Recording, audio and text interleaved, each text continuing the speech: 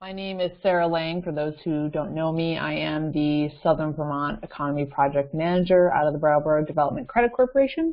Today, we have our 11th session of our Knowledge Bites webinar series, which we started in July as a bi-monthly webinar series that introduce knowledge around economic development resources, programs, and tools.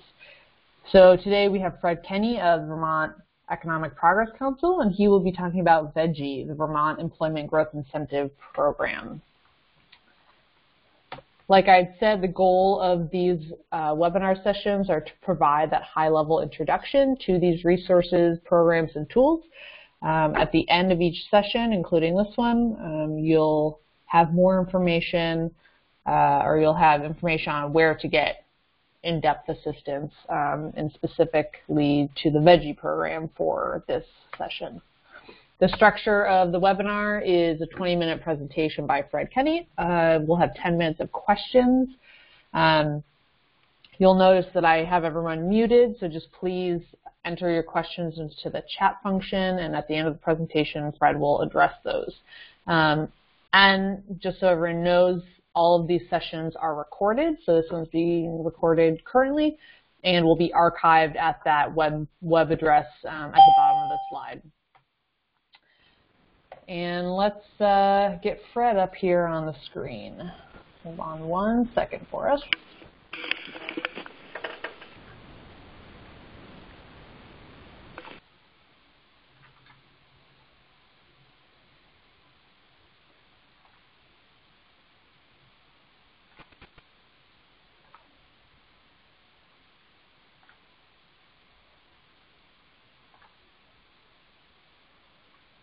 Fred, can you hear us? Yes. Great. Okay. And Fred's just working on switching over to becoming the presenter for his presentation. And once he gets that up and running, we'll get started. All right. Looks like I need to run this.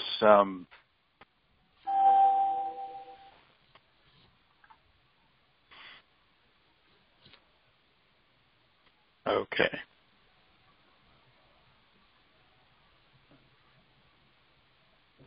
You should be able to choose what you want to share and then hit share. All right.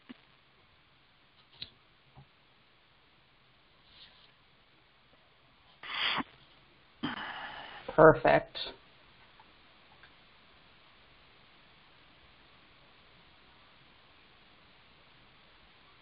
All right. Everybody see the first screen okay? You can hear me okay? Looks good. Yeah, I can hear you good and see your desktop there. All right. So I'm Fred Kenney, Executive Director of the Vermont Economic Progress Council, and we administer a couple of programs, incentive programs for the state, the Vermont Employment Growth Incentive for businesses and the Tax Increment Financing District Program for municipalities. Today we're going to talk about the VEGI program. I will be Executive Director for another week. And then I'm going to Addison County to be Adam's counterpart in Addison County. That's right. And we believe my replacement will be Casey Mock, M-O-C-K, and his name will be at the end of the presentation. So a little bit of transition going on, but the program will continue. So the Vermont Employment Growth Incentive, kind of its name implies a lot about what it is and what it can do for a business. The V part of it, Vermont, is implies that the new qualifying jobs and the payroll creation that and capital investment that occurs that can earn an incentive for a company has to occur in Vermont, obviously. The companies can have add staff here and payroll here, and if you add staff in other states, those won't qualify. But obviously, if that's part of your growth plan, that's perfectly fine. It's just those jobs that are like sales jobs usually don't count towards the incentive. The employment part of it is because the incentive is calculated based on the creation of new qualifying payroll and new qualifying jobs in Vermont. So there has to be new jobs added that qualify under the definition for the program. Hey, Fred, And, sorry to interrupt, but do you have your are you showing your PowerPoint? Because we can only see your desktop at the moment. That's not the same thing. No, you should be able to. Are you using your PowerPoint right now? Can you see your PowerPoint? Yes. Yes. So I'm not showing it? Yeah, let me. All right. Hold on a second. I'm going to end your share screen and then give it back to you. And when that screen pops up, just click Select All. You may not have selected PowerPoint, so you can see your PowerPoint, but we can't. So hold on 1 second, okay? Okay. Yep. Bear with us, guys. We'll have this up and running in just a second.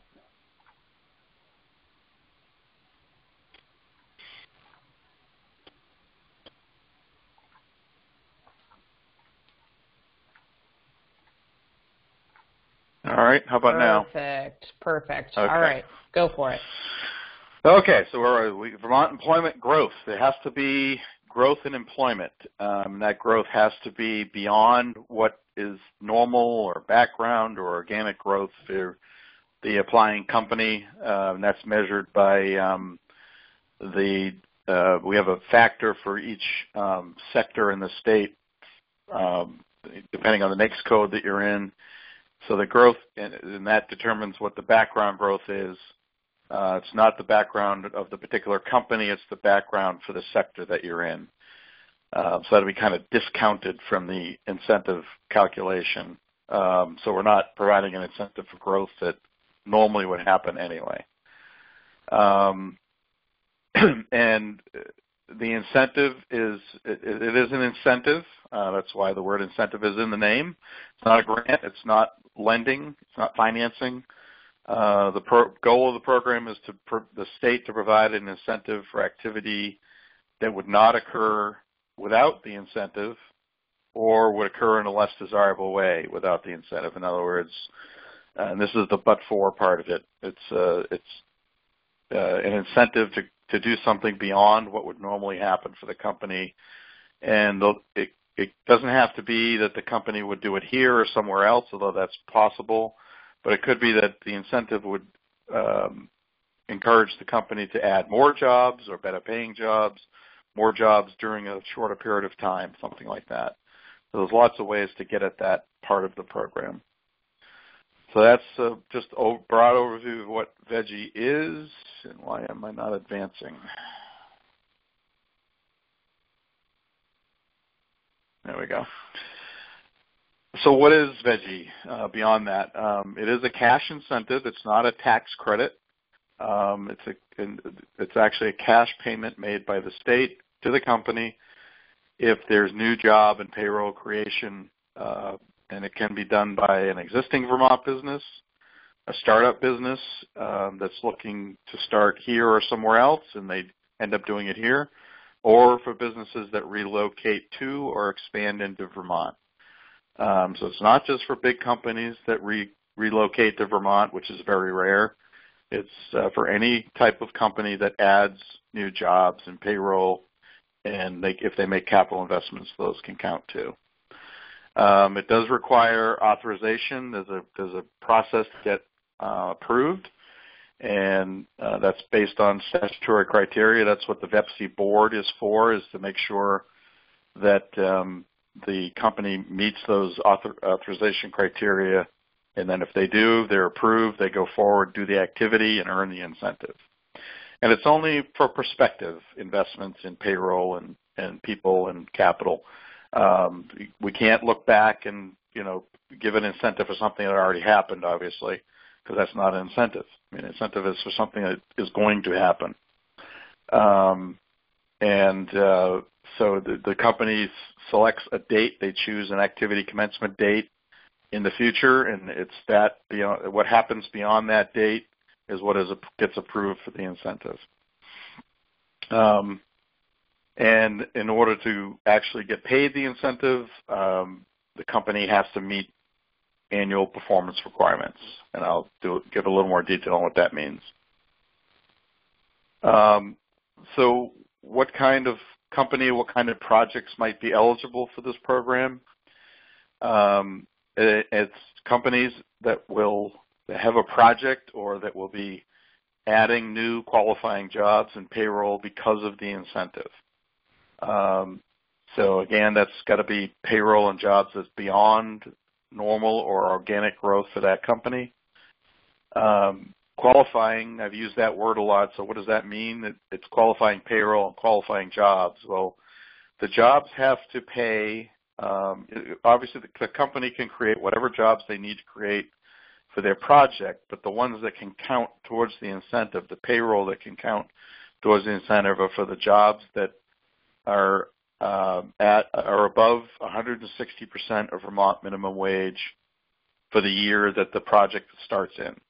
So for 2018, that's $16.80 an hour, not counting the value of benefits. They do also, in order to be qualifying, they have to be above that wage threshold, but also be offered a certain set of benefits. There's a list of 8 benefits, and if the company offers 3 of them to the new qualifying people, then they qualify. The jobs have to be full-time, which for this program means that work 35 or more hours a week. They have to be permanent in the sense that they're not seasonal or part-time, and contract employees or don't count. If you hire someone through a contract with a employment company or something, the jobs can count once they become a full-time employee of the company. They have to be non-owners, and owners are defined as somebody who has 10% or more control of the company. For some regions of Vermont, we can use 140% of Vermont minimum wage as the wage threshold. Brattleboro is 160%. There's some other regions in the southern Vermont that are at 140%. So it depends on the location of the project. Depends on the labor market area that you're in. Capital investments can count towards the incentive, but they're not required. They just will increase the amount of the incentive if there are capital investments that generate new tax revenue to the state. And that's when we measure how much incentive a company is eligible for or a project is eligible for. What we're measuring is how much new net revenue the project will generate to the state. So you're going to create new jobs, create new payroll, make capital investments. What we're counting is what is the new revenue impact of that project. So we have a model that measures what the new payroll, the increase in payroll taxes and the increase in property taxes and all that would be. So, there might be a project that's doing a lot of activity, but it's activity that doesn't generate new taxes, like they're buying an existing building. That doesn't generate incremental taxes. So you got to keep in mind that that's what we're measuring. And obviously the thing that really tips the scales on that is new jobs, because you have to pay payroll taxes on those jobs. But it's available to any type of company, any sector, any size, and any location in Vermont. That said, you have to be able to meet the criteria, the approval criteria for the program, which we'll get into right now.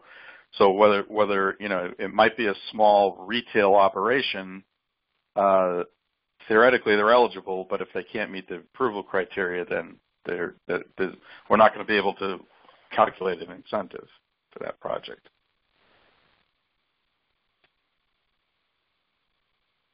It looks like I've lost my ability to go forward here.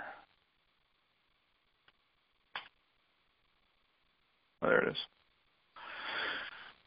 So what are those approval criteria? This is in statute. This is what the VEPC board looks at when an application comes in. The main one is the but-for.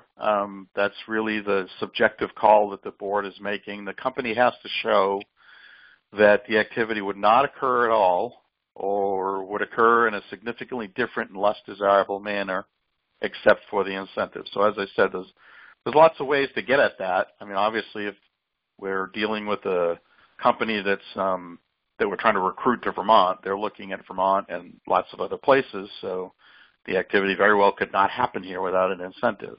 It's a little more subtle with Vermont companies that are looking to grow, and it really depends on what this situation is. They have to just show somehow that without the incentive, either they wouldn't do the project at all, or they might do it, but in a different way. For example, some companies have argued that we have the opportunity to they have the opportunity to contract a new activity out somewhere to a company that's outside of Vermont. Well, that would qualify.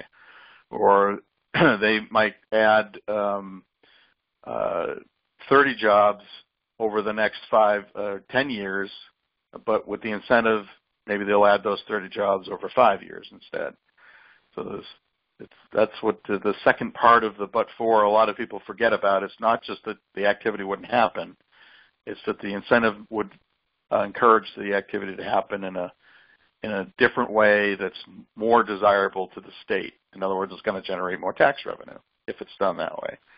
So that's what the board is looking at. The other criteria are that we have to make sure that the benefits to the state, all that new tax revenue, outweighs the cost of the project and the incentive. So we measure not only the benefits to the state, the new tax revenues, but we also measure the costs of that project to the state, like new kids going to school, new services, and then, of course, the cost of the incentive. And there has to be a net benefit to the state in the end. The project and the company have to be welcome and in good standing. So we look for welcoming by the municipality. They have to have statements by the municipality and the Regional Planning Commission that the company has been in, meets local and state laws and regulations, that the project would fit the municipal and the regional plans, and the company has to certify that they're not a named party in a state action, and that they're current on their state tax liabilities. So that's all part of the application process. They just do certifications, and we get letters and evidence that the company is in good shape with the state and with the locality and the region. And then there's also a provision that says we can't provide incentives for a project that would provide unfair competition within a limited local market. So this doesn't happen very often because most of the companies that apply to the program, they're providing their products or services throughout New England or throughout the country or internationally. So it's very rare that this comes up, but what this does is it means that things like doctor's offices, PT offices, car dealerships, that kind of activity probably cannot be approved under this program because, we'd be providing an incentive to a company or a business, and there's another business right down the road that does the same thing. And they don't import new dollars into the state, and employment just moves around between those businesses. They're not creating new jobs to the state. So that's what that provision is about. But there's 5 criteria. I put 2 of them together in here, but that's the approval criteria. And if there's going to be new jobs and new payroll that qualifies and you can meet these approval criteria, business can be approved for the incentives. So that's, if they can get authorized, there's 3 stages that they can use. They don't have to, but there's 3 stages in the process to get approved. The first is a pre-application. All of our applications are done online. If anybody's familiar with the telegrant system that we use for, like CDVG applications, it's the same process, same system. But they can do a pre-application, which is very simple, very quick. It's just the data, and it doesn't have to be final data. It's just, what do you think your headcount, payroll, and CapEx is going to be going forward? A little bit, if it's a Vermont company, they have to give a little bit of history. But they just give us the data, and that can file that anytime, and we can turn around a pre-application and estimate within a few days. So it can be very fast. It's informal. There's no approval process. It's just give us the data, and let's get you a ballpark estimate of what the incentive would be, and that allows a company to decide if they want to go forward. and or is it enough incentive to make it worth going through the process? Then if they want to file a formal application, then you're on there's deadlines. So applications are filed the first Friday of the month to get on the agenda for the last Thursday of the month when the board meets. So the next stage is to do an initial application, and this has to be done before the company decides to go forward with the project, before they start the project, because of the but-for, obviously. So they want to get a pre-application done, get an estimate, and then get on the agenda to get an initial application approved or considered, and that's got to happen before they pull the trigger on the make this final decisions about moving forward with the project. Then if they're approved, they're approved, have an initial approval for incentives. It's still an initial incentive amount, and they're still working with estimates and their projections at that point. So they still don't have to have final projections at that point, because we understand with some companies they need to get approval, but they still may not have decided how big their building is going to be, how many people they're going to hire, things like that. So then the final step is to file a final application by the end of the calendar year that the project starts in, and that again goes before the board and has to happen before the end of the calendar year that the project starts in, because that final application does nail down the incentive amount, finalizes their projections, and those projections set their performance requirements going forward, which are maintaining existing payroll and headcount, adding the new qualifying payroll, and then adding either the new headcount or meeting the capital investment targets. So those are the performance requirements going forward. So those are set by that final application. So once that's approved, they're authorized for the incentives. They've already started the project. They just need to meet their performance requirements each year. So if they do, they earn the incentive. And so it depends what they had in their application. They could earn an incentive each year for 5 years, or it could just be 1 year or 2 years or 3 years. It depends on their growth trajectory for their project. It could be a 3-year growth plan, or it could be a 5-year growth plan. That's up to the company, but what they put in their application is what becomes their performance requirements, and they can earn an incentive each year that they add new qualifying payroll. And each year that they do earn an incentive, it pays out over 5 years. So let's say in year 1, 2018, they do all their activity, they meet their performance requirements, and they earn a $100,000 incentive.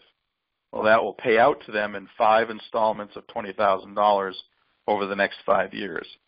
They get into year 2, they meet year 2 performance requirements, they earn that incentive, that pays out over 5 years. So then you can see that the payments would stack up with each other as you go out. You can earn an incentive for up to 5 years. It could pay out over 9 years.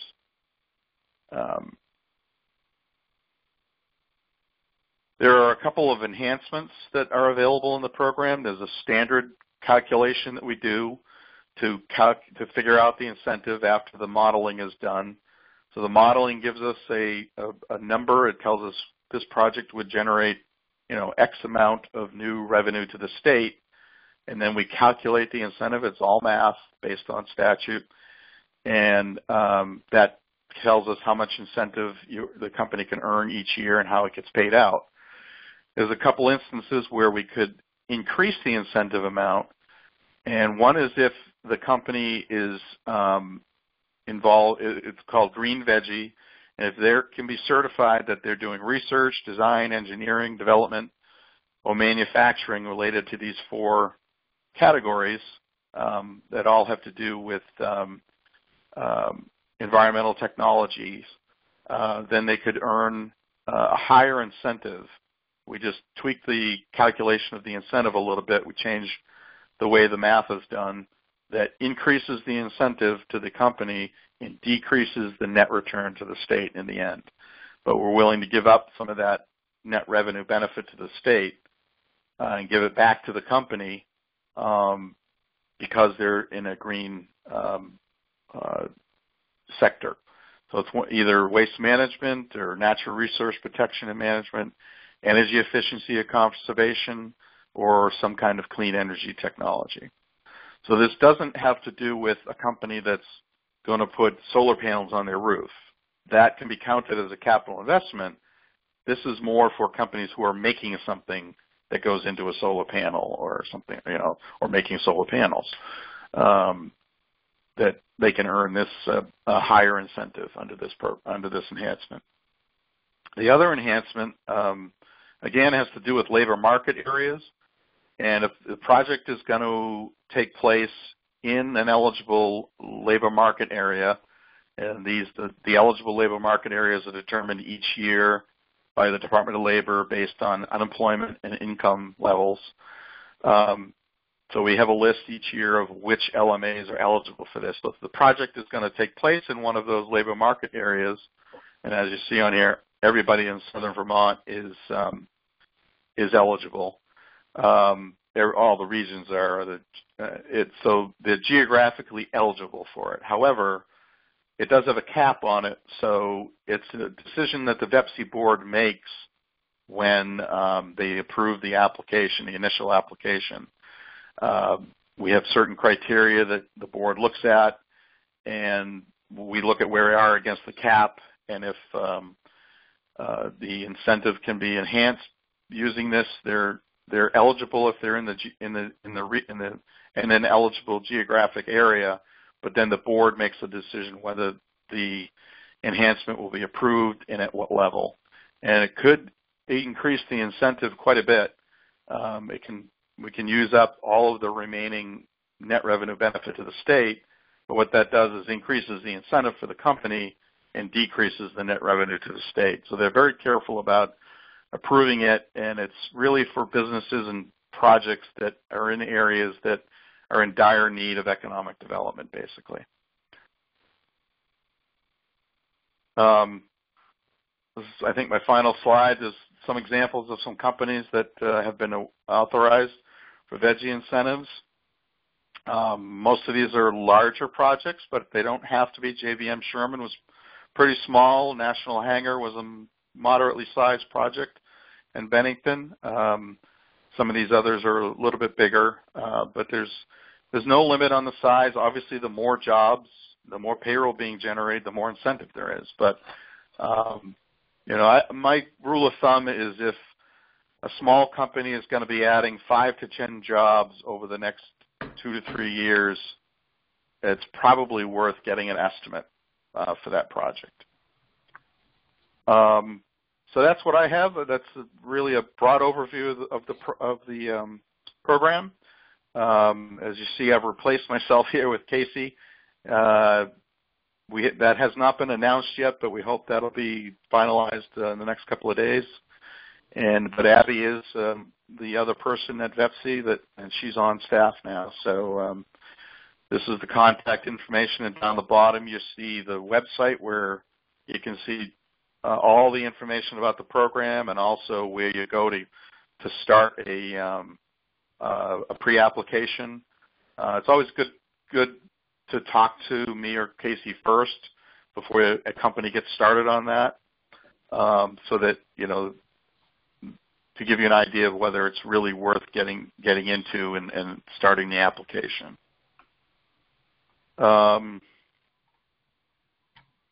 Okay, so Great. Are there any questions? You can just put them in the chat. Happy to answer any questions about the program. Or one thing I will add is that a lot of companies use this in conjunction with some other state programs, like the Vermont Training Program, with VETA financing, and of course with the Windham County Economic Development Program. They're not mutually exclusive. You can apply to all of those programs at once, or you probably do VEGI first, and then once you start hiring people, you might want to go to the Vermont training program and get your financing. But it's good to get the VEGI approved first and then go after the other programs. But it's not like if you use this one, you can't use the other ones. We did approve a company that was originally approved for EB5. Somebody's asking, has this ever been used with EB5? It can be. We view EB5, if any of them are ever going to happen again in Vermont, we view that as a form of financing. Just like, if a company comes to us with a project, because they're going to come into Vermont or grow in Vermont and get approved for the incentives, usually the next step is they're going to find capital. And they're going to VETA, or they're going to new market tax credits or EB5, and we consider that a form of financing. So they're just like any commercial financing, they're going to get their financing squared away, and then they're coming back with their final application to us because they're able to start the project. We've done initial approvals where, for brand new companies that then go out and try to find capital, and it doesn't happen, so they never file a final application. But the answer is yes. That particular one we did approve ended up not happening, but it's possible to do that, to use it in conjunction with EB5, yes. Great. Thanks, Fred. Are there any other questions here before we wrap up? Feel free. Oh, Gretchen wants to know when your leaving date is, Fred. I'm done a week from today, Thanksgiving. Today. Yeah. So you'll be starting just after Thanksgiving in your new job? Right. Thank you, Gretchen. Great. All right, I'm going to go ahead and switch over. Jonathan, if you have any questions, feel free to enter them still into the chat function. I did just want to touch on our next 2 Knowledge Bite sessions. We have John Young of the Vermont Training Program. He'll be with us just after Thanksgiving. And then we'll have Susan McMahon of Wyndham Regional as well as Brett Long from ACCD to talk about the Brownfields programs. We're also always open to suggestions, so please email me, call me, let me know about a program or resource you want to know more about, and we'll try and get them on these webinar sessions. And I think that about sums it up. Thanks, Fred, so much for joining us. Have a good holiday, and good luck in your new position. Not that you need it. Thanks. All right, take care, guys.